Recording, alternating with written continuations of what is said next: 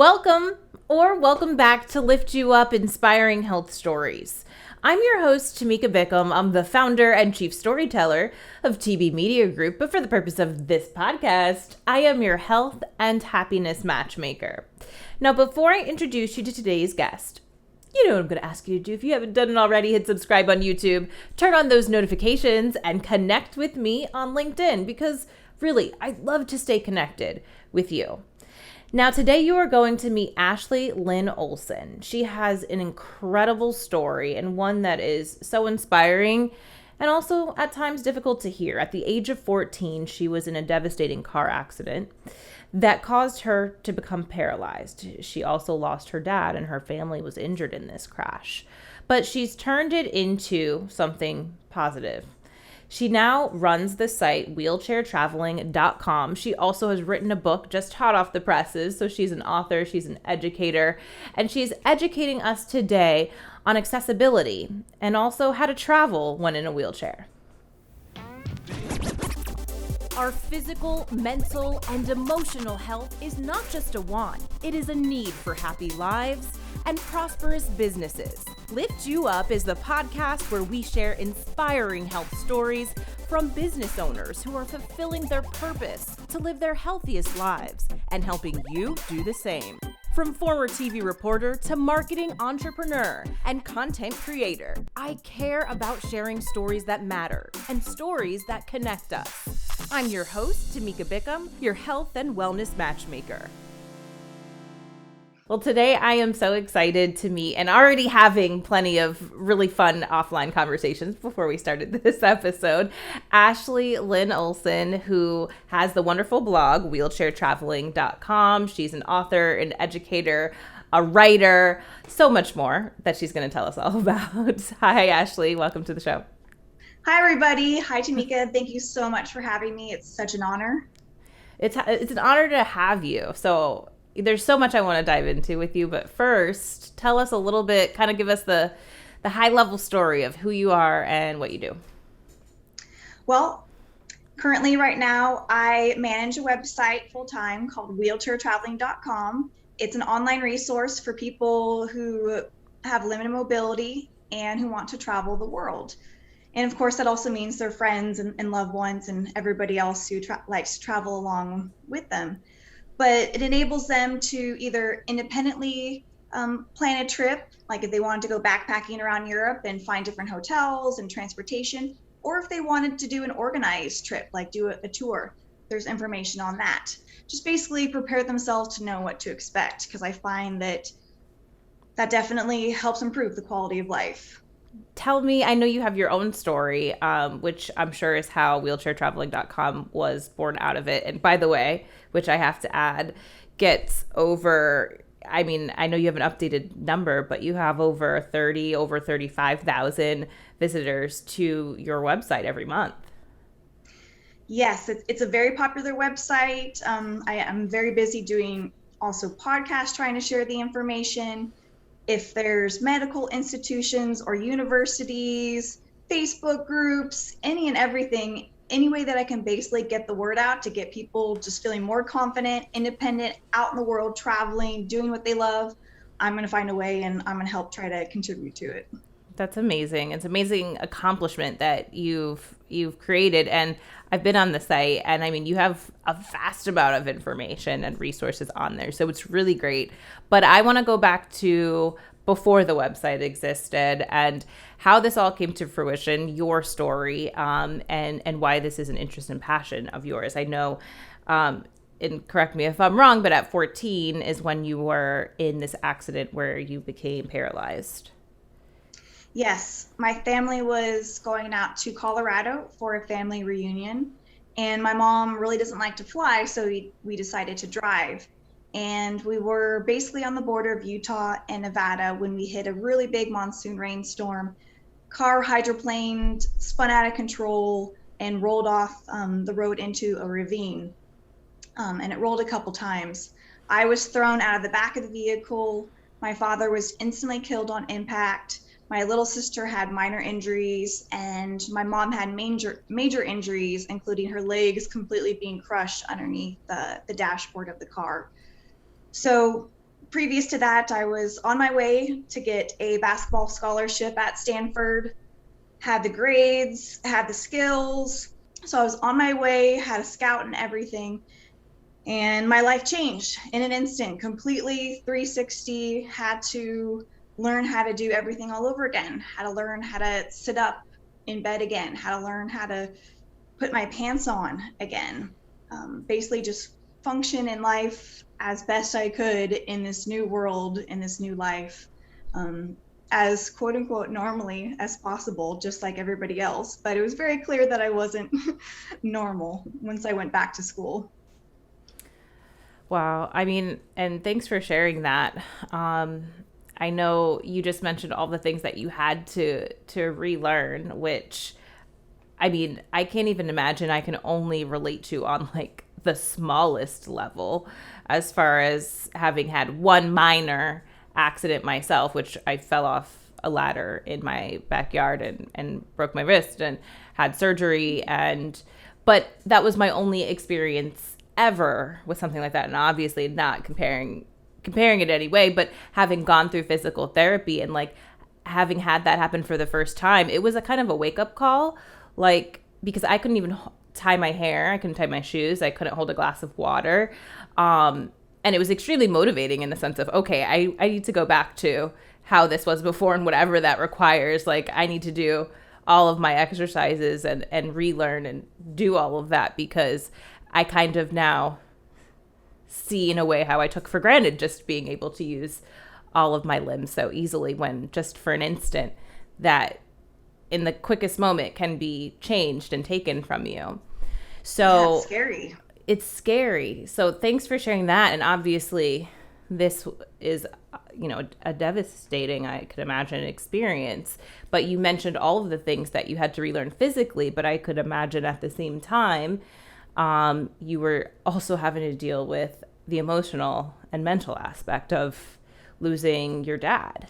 Yeah, losing my dad, having my dreams that I literally had been working towards since at least second grade. And so I was really working towards that my entire life. And to have that squashed, I felt completely lost.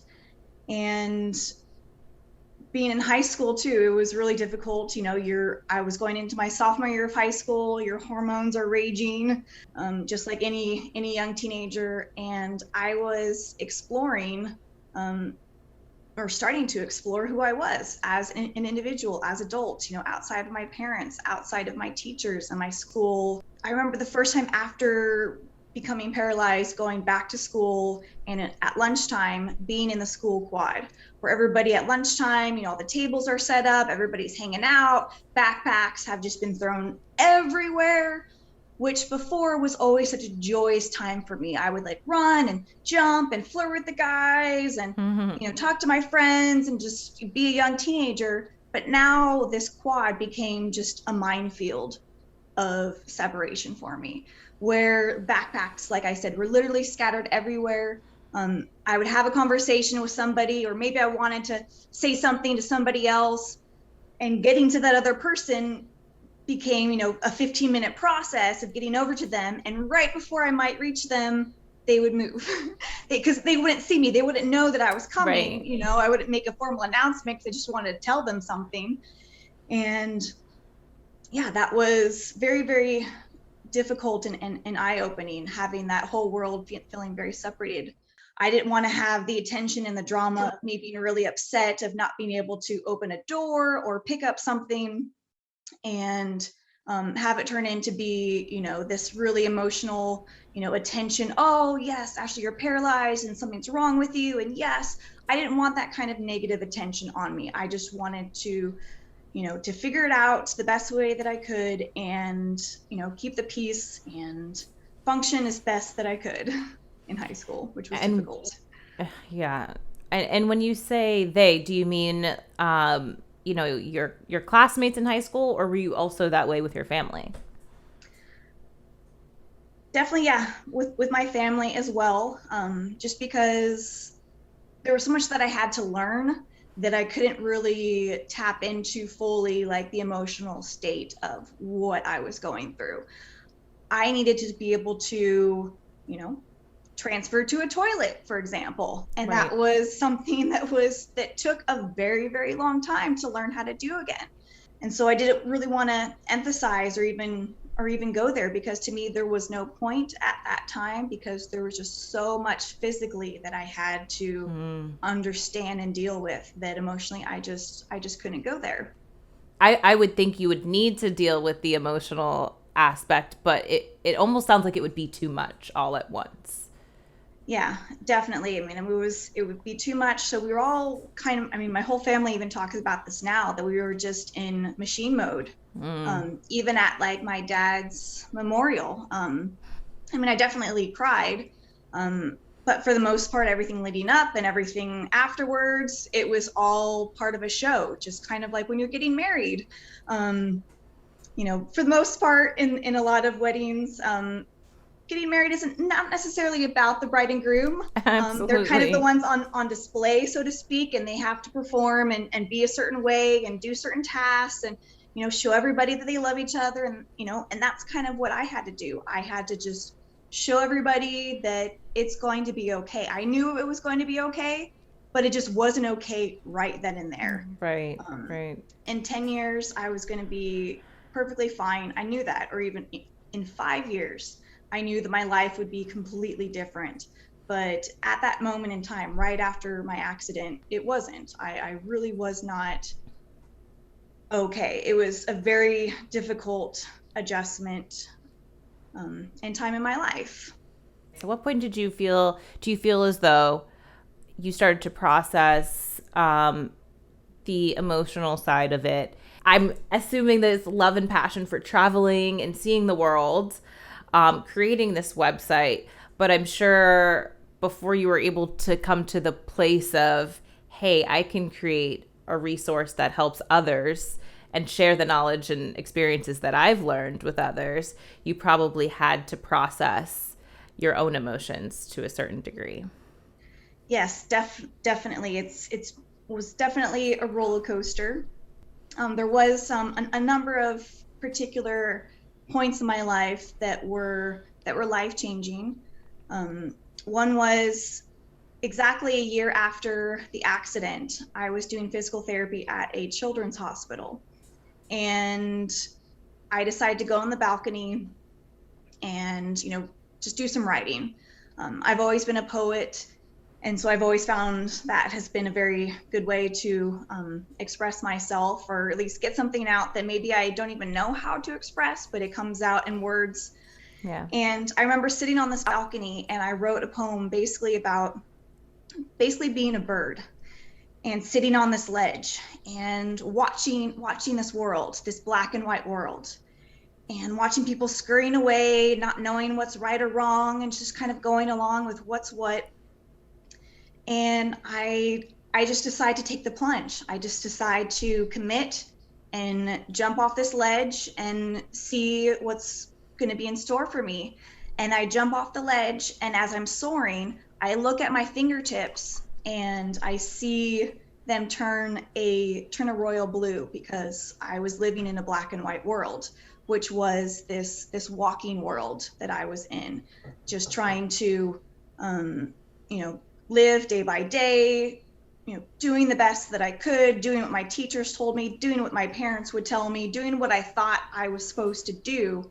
And that just wasn't a world that I was in anymore.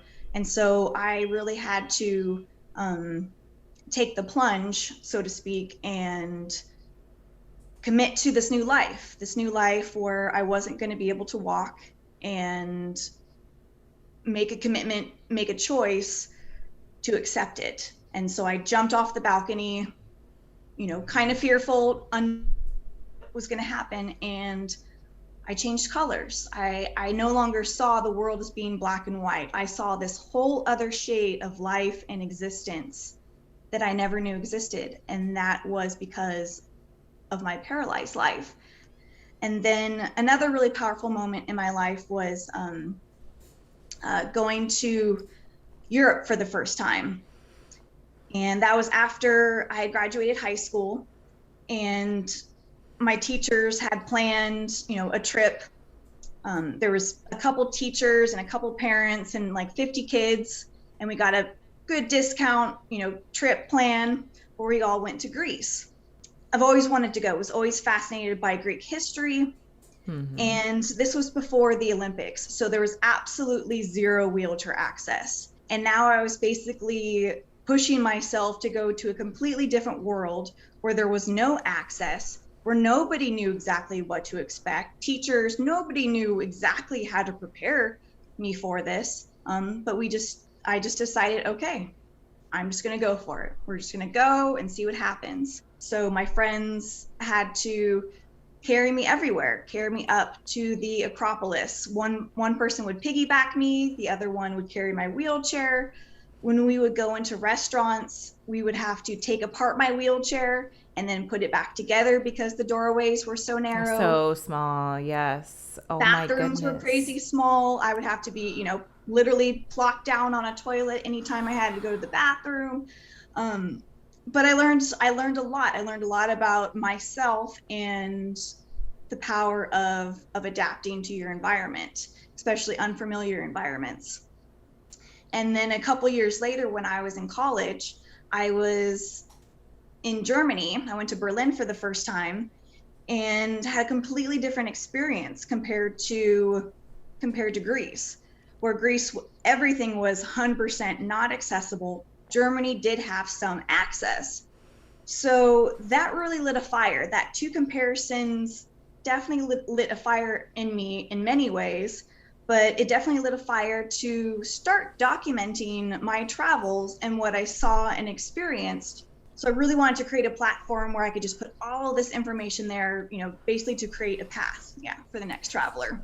We talk so much now about accessibility. I think more than in the past, at least in the US, and conversations that I've had, especially with guests on this show. What was your feelings about the lack of accessibility for people in wheelchairs or with disabilities? Like, it's kind of surprising to hear that. I mean, I've been to Greece, so I'm visualizing this as you're describing, and I'm just like, yes, I could imagine this being a huge challenge.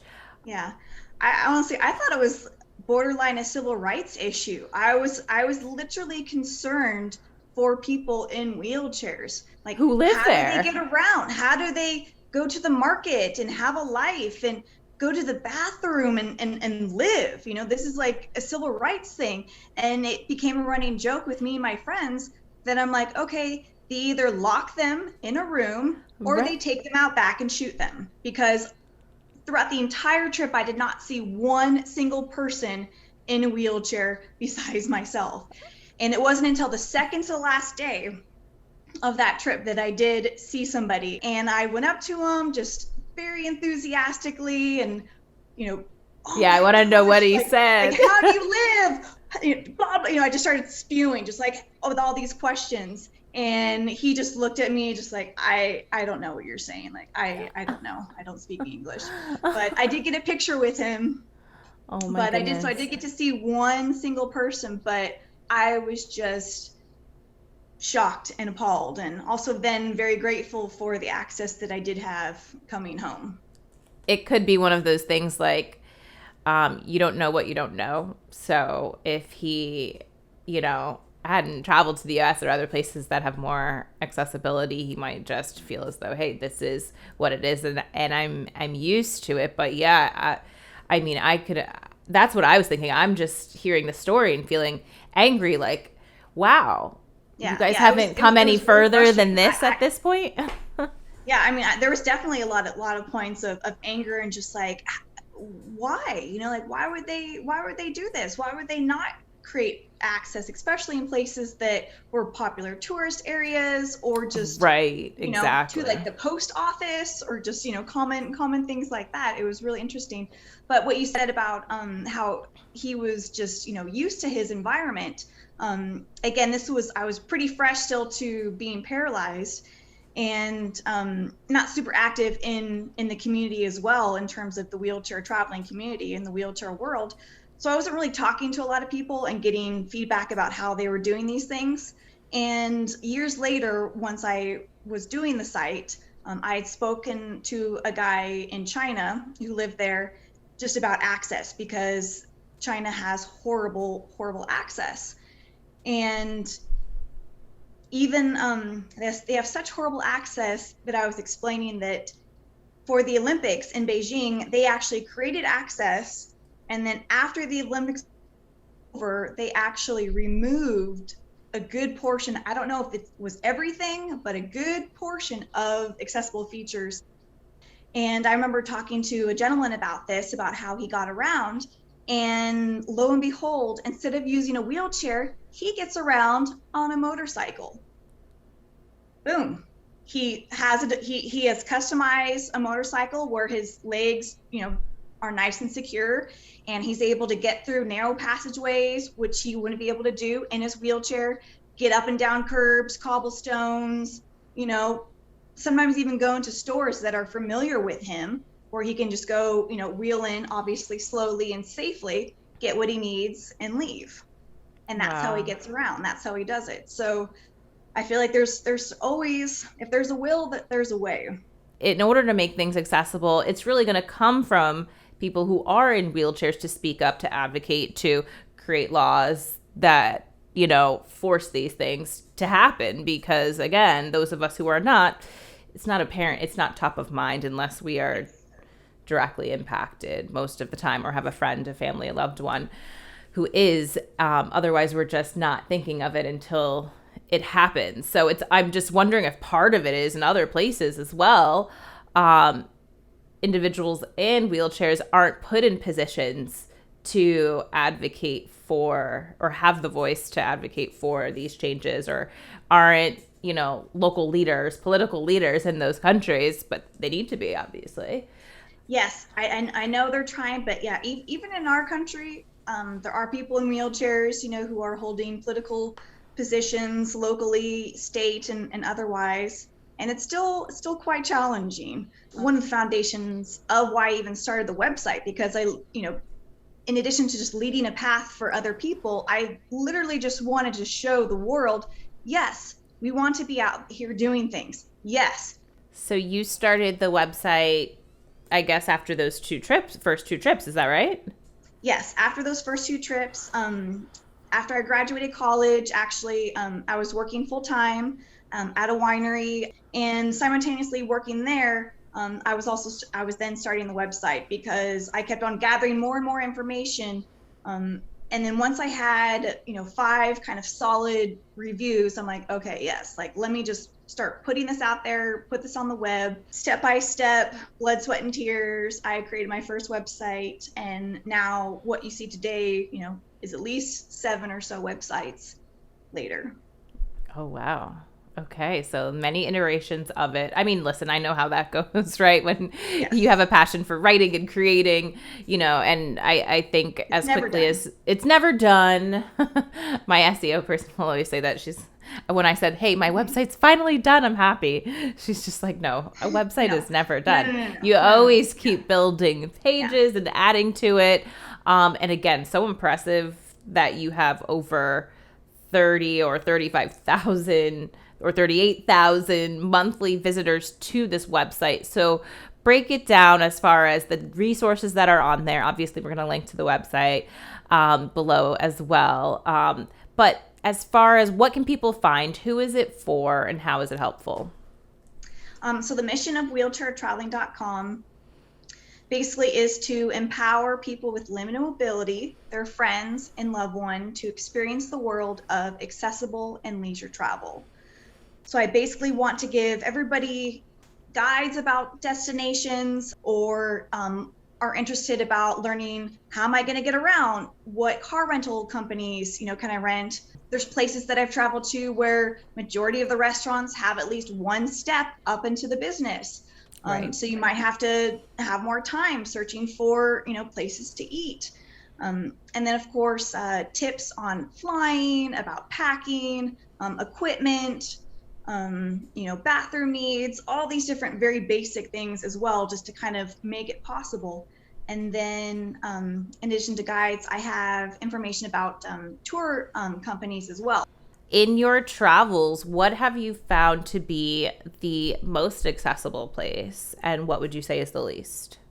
Overall, I was actually extremely impressed with Japan's wheelchair access. Just their accessibility overall, I was just absolutely impressed by. People were just so helpful, and along with the train as well, something that the United States definitely needs to learn by.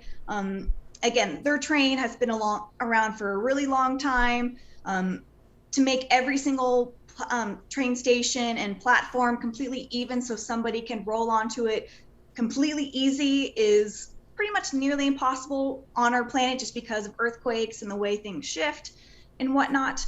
But what they did is they have their own section, like they do at many places here in the United States, where somebody in a wheelchair can go through the ticket kiosks, where they can fit their wheelchair through just like normal. But the ticket agent always asks, would you like some assistance? And I just got in the habit of always saying yes, because they literally would walk me down to my appropriate platform, which if you've been to Japan, their train systems, especially in Tokyo, are really complex and color coded, brilliantly designed, very friendly once you actually understand the system, but very complex. But this train attendant would walk me down to the platform and would pull out a plastic ramp. The train would arrive, he would fold out the ramp, I would wheel on, and then he would say, where are you going? I would tell him or her, and they would actually call ahead to that train station and say, hey, I have a gal in car number 6, she's in a wheelchair. And every single time there was always somebody there waiting for me with a ramp to fold it all out. Wow. So I could just wheel on and continue on my journey. New great. York needs to learn something Right. from that system. It was just absolutely incredible and so efficient, and it didn't slow down traffic at all. How about the least accessible place? Can you share that one? Or where you found, I guess I should say, the biggest challenges? Greece definitely was a challenge, of course, before the Olympics. Cobblestones, snow curb cutouts, of course. I have found that there are certain major cities in the South that have been more challenging. In the South in the United States? Okay. Yes, Charleston and Savannah, Georgia in particular, in terms of cobblestones, and then businesses that don't want to do anything to make their front entrance wheelchair accessible. They don't find the need to make it accessible. Of course, that's not all of them. What can I do, we do, others do to help when it comes to accessibility? The number one thing that I would like to suggest to everybody is to use person first language. Address the person, not the disability, not the cover of the person, not the cover. Focus on, the person as is. And it's okay to ask questions. Never assume what somebody can or cannot do. And that's for somebody who's disabled or not. It's just good to ask, would you like some help? May I help you? May I be an assistance to you? Yeah. I love when people ask me that. I love when people ask me if I need help. Maybe one day I am just really tired, or my hands hurt, or whatever the situation is, and that help really would be quite nice. So it's always good just to use those very helpful words, not assume, but yes, may I help you? Absolutely. I love that. Thanks for sharing that. And then as far as here in the United States, how much further do you think we have to go when it comes to wheelchair accessibility? Uh-oh. The reaction on your face tells me a lot. A wheelchair that costs so much money, starting $5,000 upwards to $30,000 or sometimes more, should be taken care of when flying on an airplane. There is no reason whatsoever that somebody should have to be so incredibly fearful flying across country or across the state, worrying that one, their wheelchair might be broken and then not usable for when they arrive at their destination, or two, that the wheelchair just didn't even arrive. Sometimes a wheelchair doesn't get put on the right airplane. So you're going to Detroit and the wheelchair is going to LA. These things should not happen. A wheelchair is not a set of golf clubs. It's not a stroller. It's not luggage. It's a completely separate item, and it needs to be classified and handled in a very different way. Parking enforcement is non-existent in terms of handicap accessible parking. Everybody abuses it absolutely everywhere, and it's pretty disgusting. I would, in terms on how to combat that, I would like to see what's done in other countries. Instead of just having parking spots just for people who are disabled or handicapped, you have parking spots for people in wheelchairs. Absolutely. I have loved this and those helpful tips. I mean, I think all of us can benefit from hearing and being advocates along with you as well. So thanks for sharing that. Tell us how we can find you, the website again, connect with you on all the socials, and also the name of your book and where we can find that as well. Yes, so the website is wheelchairtraveling.com, and I'm on all the major social media that you can find me: Instagram, Facebook, Twitter, even Pinterest. I have a ton of videos on YouTube as well.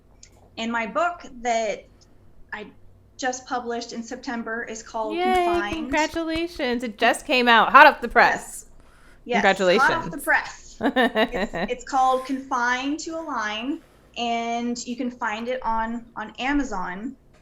And it's basically about a journey that I had where I literally had to be confined after a life or death surgery to a hospital bed for basically six months. And 8 of those weeks I spent in a nursing home where I had to lay flat on my back, like I said, for 8 weeks, 24/7. And I do mean 24/7. I couldn't even sit up to take a pill. And the ironic part is that right before that, I was actually really getting into meditation, and I really wanted to, I was looking into doing some kind of retreat. I'm like, oh, I want to be lost in nature and not have my cell phone and just really get immersed in this whole meditation thing, because I've been reading all these books, but I really needed to put it into practice. I really needed a challenge. And well, be careful what you wish for. I got a solid 8 weeks of that where I was definitely challenged. So I had a window and it had a tree. And while I was staying in that hospital, it was fall time. It was right before Thanksgiving when I was released. So I was able to watch this tree change colors and drop its leaves and watch the birds dance around in it. And for the most part, like, it was my savior.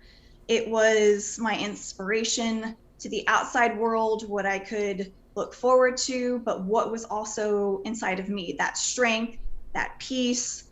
A tree just knows how to be. It takes everything, what's going around, around it, and it keeps growing, and it keeps growing stronger, and its roots grow deeper, and it keeps reaching, to the stars and to the sun. And that's what I needed to do. What I learned is that I feel like it's okay sometimes in life to enter into the dark forest of our emotions, where we feel lost and things are complicated and estranged and we don't really know what to do. That's okay. Like, don't get stressed out that you're in this dark forest, but just know that you can get out whenever you want to. Life is just made up of little things. That's all we are made up physically, moments, everything is just little things. So we just focus on those little tiny things, they can't help but grow. So if you're in that dark forest and you focus, on that one happy thought, that one tiny thing, that law of attraction, you focus on that one thing, other light will just keep growing to it, and it will keep growing and growing and growing. And then all of a sudden you're no longer in that dark forest anymore. You are surrounded by light, and it's the light that you created. You didn't have to listen to anybody else. It's the light that you found on your own. Absolutely. Well, Ashley, thanks for sharing all of that. I want to make sure we link to confined to a line, and where to find that, as well as your social, and wheelchairtraveling.com as well, because again, those are resources that I think everybody could certainly use and enjoy and benefit from, and also be an advocate alongside you. This conversation has been really wonderful and eye-opening, so thank you for sharing and being so open and honest. You're very welcome. And may I share just one little bit of a poem with you from the book? Yeah, absolutely. It's from a poem called You'll See. And it says, "You'll see, the fight is not over, nor can it be won. That sometimes to give in makes you the stronger one." It's okay to give in to your surroundings. It doesn't make you weak.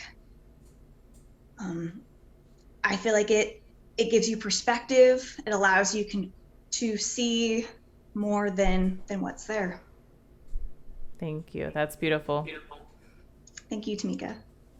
I hope you enjoyed this episode with Ashley just as much as I did. Her resilience, her perseverance, her ability to take something so negative or devastating or what could be and turn it into a positive, and then going ahead and creating an incredible website, wheelchairtraveling.com, that provides resources to those in wheelchairs, but also their loved ones, friends, and family. So make sure you go ahead below in the show notes, find that information, find her contact information, make sure you connect with her. Also find her book, that is below as well.